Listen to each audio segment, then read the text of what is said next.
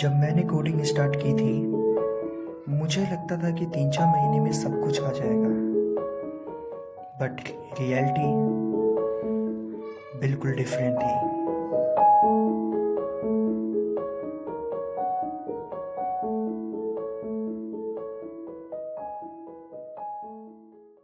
है guys, welcome back to पोलाइटिस मिश्रा। भाई आज की वीडियो बहुत ही इंटरेस्टिंग होने वाली है क्योंकि आज मैं शेयर करने वाला हूँ वो चीज़ें काश अगर किसी ने मुझे पहले कोडिंग स्टार्ट करने से पहले बता दी होती तो।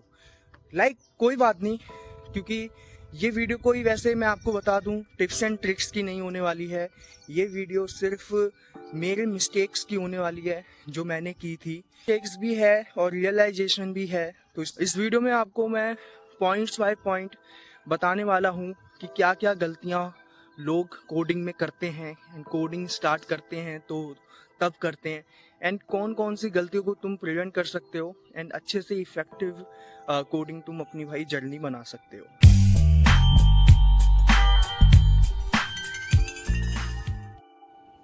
यार तुम्हें पता है स्टार्टिंग स्टेज में एक चीज़ होती है कि कोडिंग हमें स्टार्टिंग में बिल्कुल भी मतलब मुश्किल नहीं लगती। मुझे भी नहीं लग रही थी भाई जब मैं प्रोग्राम वगैरह बना रहा था। बहुत सारे कैलकुलेटर वाले हो गए, सम वाले हो गए, ऑपरेटर वाले हो गए, यहाँ तक कि कंस्ट्रक्टर, मतलब जितने भी मैंने प्रोग्राम भाई स्टार्टिंग फेज में बनाए बेसिक लेवल पर मैंने जो कोडिंग में बनाए थे, मुझे लग रहा था कि भाई बहुत ही सिंपल है, चीज़ बहुत सिंपल है। लेकिन भाई जैसे ही एक स्टेप आप आगे जाते हो, कोडिंग जब आप एडवांस में स्टार्ट करते हो तो वहीं पे ही सबसे बड़ा बिग रोल स्टार्ट हो जाता है। क्योंकि स्टार्टिंग फेज में है तो ये सोच के मत चलना कि कोडिंग इजी लगने वाली है। कोडिंग भाई आपको डेफिनेटली मुश्किल लगने वाली है और मुश्किल है भी। बट ये है कि कोडिंग जब भी आप करते हो तो कंफ्यूजिंग ज़रूर होती है। कोडिंग आपको कंफ्यूजिंग लगेगा और बेसिक लेवल में भी आपको कंफ्यूजिंग लगने वाली है। एंड एक चीज़ ये है कि अगर आपने कोई भी एक प्रोग्रामिंग लैंग्वेज अच्छे से मास्टर कर ली तो भाई आपको बाकी के जितने भी कोडिंग लैंग्वेजेस हैं या प्रोग्रामिंग लैंग्वेजेस हैं वो आपको बहुत ही बढ़िया लगने वाले हैं। वो आपको उसको सीखने में आपको ज़्यादा टाइम वेस्ट नहीं करना पड़ेगा क्योंकि सिंटैक्स का ही डिफरेंस होता है हर एक लैंग्वेज में। लेकिन मैंने जो गलती की थी कि मुझे लग रहा था कि कोडिंग भाई बहुत सिंपल है, बहुत इजी है, बट ऐसा नहीं होता भाई। Coding is not easy task. Okay, तो ये दिमाग में अपने बैठा लो।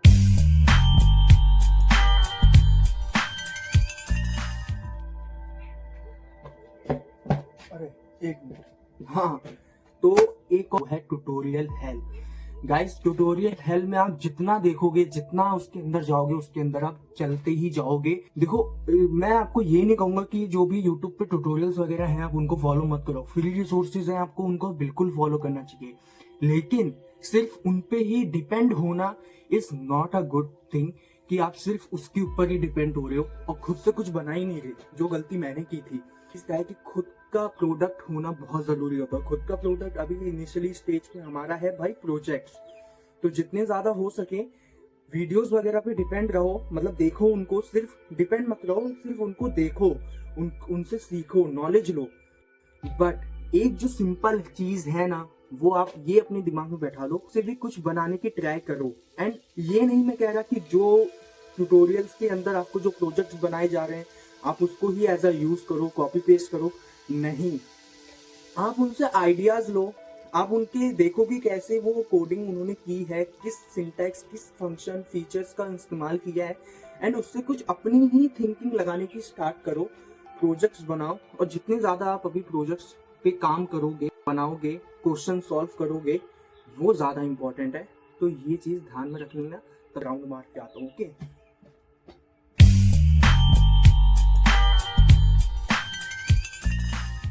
Consistency over motivation.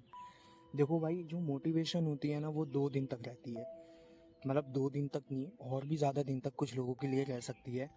कि आपने कहीं से कुछ वीडियो देख लिया या किसी ने आपको कुछ सजेस्ट कर दिया, अब आपके अंदर आ गई है फुल मोटिवेशन कि मैं तो भाई अब प्रोग्रामर बन चुका हूँ। देखो मेरे साथ भी यही सेम चीज़ थी। मुझे किसी लोगों के अंदर ना जब भी मोटिवेशन आ जाती है ना तो वो काम करना भूल जाते हैं। तो मोटिवेशन से ज़्यादा, मतलब मोटिवेशन रखो, क्योंकि अगर आप डिमोटिवेट होगे तो आपको काम करने का मज़ा भी नहीं आएगा, बिल्कुल भी मन भी नहीं लगेगा। तो बट मोटिवेशन रखो, लेकिन उतनी रखो जितनी काम कर सके। लेकिन उससे ज़्यादा मेन इंपॉर्टेंट चीज़ पता है क्या है? वो कंसिस्टेंट रहना है। ठीक है, आपको जितना ज़्यादा हो सके ना, आपको कंसिस्टेंट रहना है, काम करते जाना है, प्रैक्टिस करते जाना है, क्योंकि यही सबसे इम्पोर्टेंट है।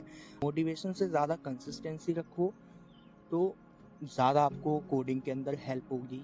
इनफैक्ट नॉट कोडिंग, आप किसी भी चीज़ में, किसी भी फील्ड में अगर आप कुछ भी काम कर रहे हो, तो ये चीज़ ध्यान रखना कि मोटिवेशन से ज़्यादा कंसिस्टेंसी रखना।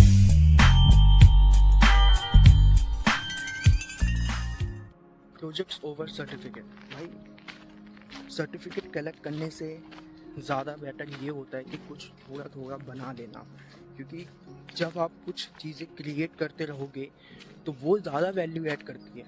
ये पुरानी अप्रोच हुआ करती थी कि पहले भाई जितने ज़्यादा सर्टिफिकेट होंगे उतना ज़्यादा बंदा भाई क्वालिफाई लगेगा, स्किल्ड बंदा लगेगा। बट आज के टाइम पे ये चीज़ बिल्कुल डिफरेंट है।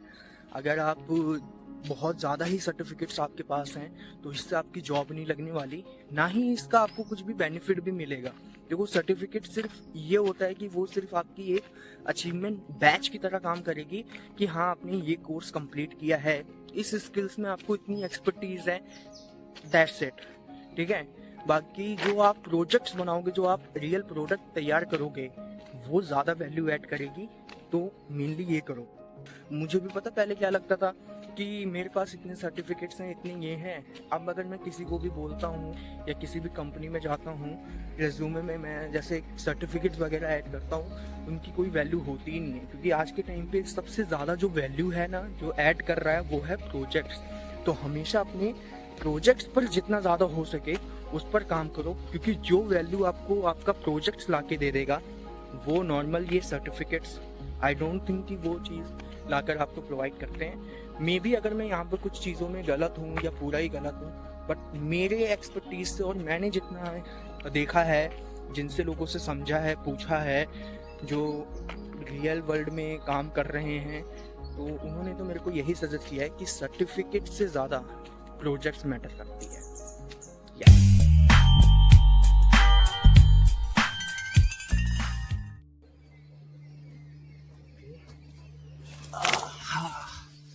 तो या प्रोग्रेशन स्लो होती है बट होती ज़रूर है, ये ध्यान में रखना। देखो मुझे कोडिंग में पता है क्या लगता था कि मतलब सारी चीज़ें जल्दी आ जाए, जावा जल्दी से जावा सीख लूँ, पाइथन सीख लूँ, but the reality is different.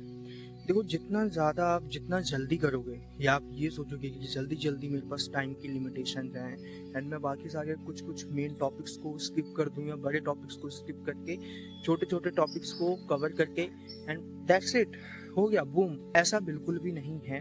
अगर आप ये अप्रोच लेके चल रहे हो तो आप बिल्कुल से भाई गलत हो यहाँ पर। क्योंकि प्रोग्रामिंग एक ऐसी चीज़ है ना कि जिसमें आपको अपडेटेड रहना पड़ता है, एंड अब रहने के लिए आपको स्लो काम करना पड़ेगा। ये नहीं है आप जल्दी अप्रोच लगा रहे हो, स्लो करोगे तभी आपको उस चीज़ का बेनिफिट मिलेगा। बाकी अगर आप जितनी ही भाई जल्दबाजी करोगे तो उसका कुछ नहीं होने वाला, क्योंकि जल्दबाजी में आपको अंडरस्टैंडिंग भी नहीं मिलेगी, समझ में भी नहीं आएगा, और समझ में नहीं आएगा तो प्रोग्राम कैसे करोगे, प्रोजेक्ट कैसे क्रिएट करोगे। तो इम्पोर्टेंट यही होता है कि आप जितना हो सके स्लो काम करो। थोड़ा आपको ऐसा लगेगा कि हाँ भाई चीज़ मुश्किल लग रही है, हो नहीं पा रहा, बट एक दिन आपको ऐसा लगेगा कि यस गाइस, रियलाइजेशन आपको आएगी कि इम्प्रूवमेंट हो रही है।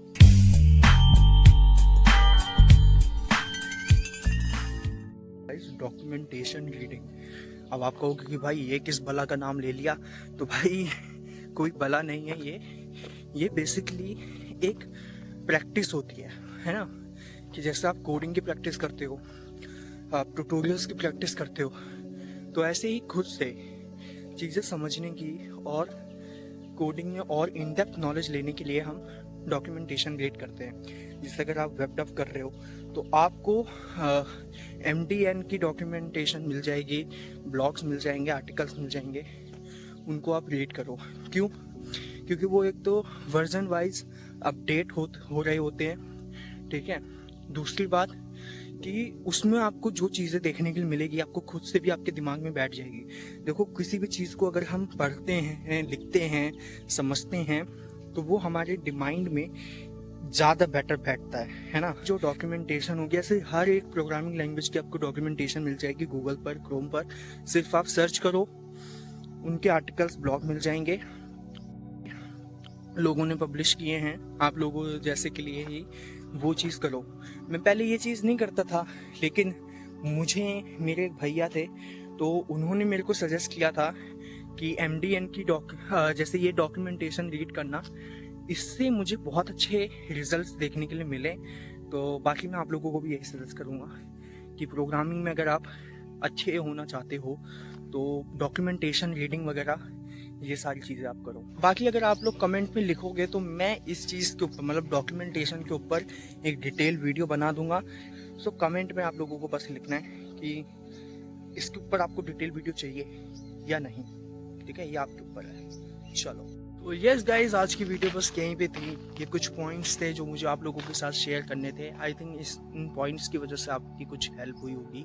बाकी अगर कुछ भी अगर आपकी वैल्यू ऐड हुई है तो इस पर आप थोड़े अच्छे रिस्पॉन्स दिखाना। चीज़ और मैं कहना चाहूँगा कि मैं कोई एक्सपर्ट नहीं हूँ, मैं बस अपनी रियल लाइफ को डॉक्यूमेंट कर रहा हूँ। तो जो भी अप एंड डाउन्स हैं वो चीज़ें शेयर करना मेरा रिस्पॉन्सिबिलिटी बनती है, एंड वही चीज़ मैं आप लोगों के साथ शेयर कर रहा हूँ। बाकी नेक्स्ट वीडियो बहुत ही जल्द आएगी। बाकी अभी के लिए मिलते हैं नेक्स्ट वीडियो में, तब तक के लिए bye bye, take care, yes.